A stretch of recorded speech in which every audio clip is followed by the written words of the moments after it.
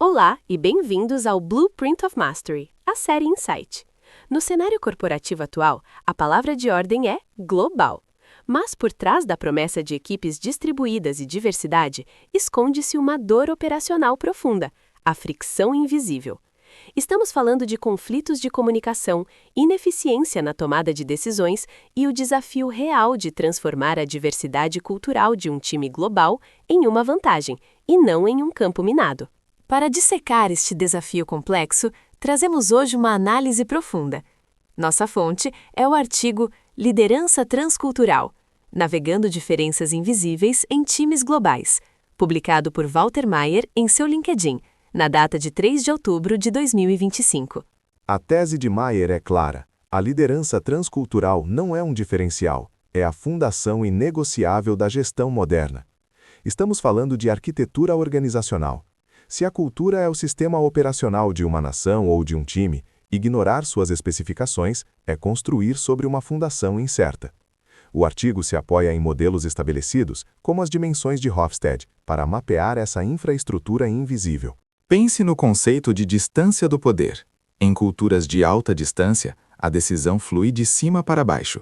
Em culturas de baixa distância, espera-se o debate horizontal.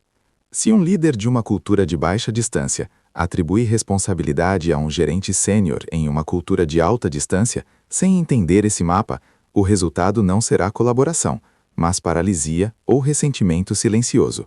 Alex, deixe-me ser o advogado do contra aqui. Esses modelos de Hofstede ou de Erin Meyer, como o próprio autor menciona, são ferramentas poderosas. Mas para um líder experiente, isso não pode soar simplesmente como o estereótipo disfarçado de ciência social? E mais criticamente, mesmo que a teoria seja sólida, a aplicação prática não é barrada pela política interna? O ego de líderes locais não vai resistir a um mapa cultural que desafia seu modo estabelecido de operar? É uma crítica justa e necessária. E aqui entra a densidade da análise. A inteligência cultural não é sobre estereotipar, mas sobre fornecer lentes de percepção mais aguçadas. O autor é explícito. Esses modelos são alicerces, não regras rígidas. Sua analogia sobre construir sem considerar o tipo de solo é fundamental. O fracasso na aplicação não está na teoria, mas na ingenuidade da execução. Sim, a resistência política e o ego são reais. O líder que tenta impor uma solução cultural de cima para baixo falhará. O sucesso, como indica o texto, exige adaptabilidade, que é a humildade de ajustar o processo, não o objetivo, para acomodar a realidade do campo. Imagine um cenário de inovação. Você tem uma equipe de desenvolvimento no Silicon Valley, cultura linear ativa, feedback direto, e uma equipe de QA na Ásia, cultura reativa, alto contexto. Se a equipe americana envia um feedback de defeito brutalmente direto, seu código falhou, consertem imediatamente. A equipe reativa pode interpretar isso não como uma crítica ao código, mas como uma humilhação pessoal e uma desvalorização de sua competência. Isso paralisa a motivação intrínseca, que é o verdadeiro custo das diferenças invisíveis.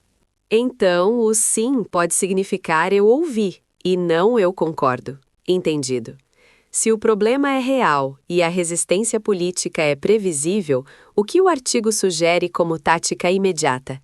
Quais são os 2 ou 3 passos acionáveis que um gerente de projeto pode implementar amanhã? Maier destila a teoria em 3 frentes táticas para construir pontes. A primeira é a calibragem do feedback.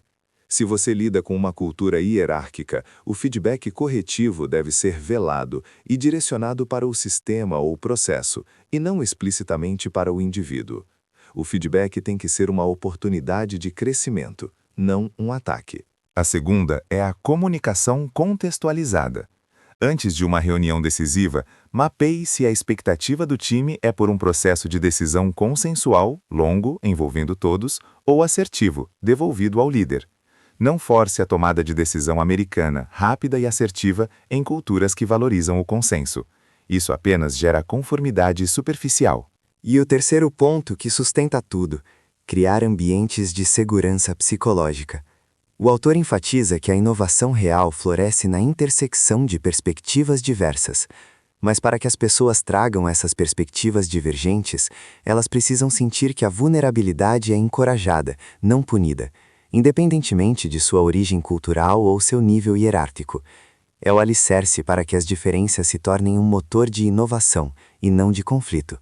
Em suma, liderança transcultural é mais do que gerenciar diferenças.